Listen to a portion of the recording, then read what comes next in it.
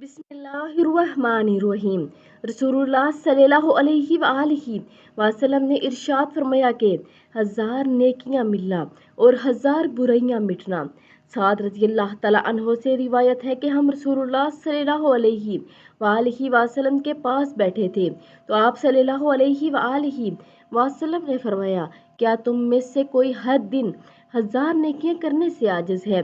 आपके पास बैठे हुए लोगों में से किसी ने पूछा, हम में से कोई आदमी 1000 नेकियां कैसे हासिल कर सकता है? तो आप सल्लल्लाहु अलैहि वसल्लम ने फरमाया कि जो आदमी 100 मरतबा ये कलमात मुबारक कहे, सुबहान अल्लाह, अल्लाह पाक है, पढ़ता है तो इसके लिए 1000 नेकियां लिखी जाती हैं और इसकी 1000 खताएं मिटा दी जाती हैं।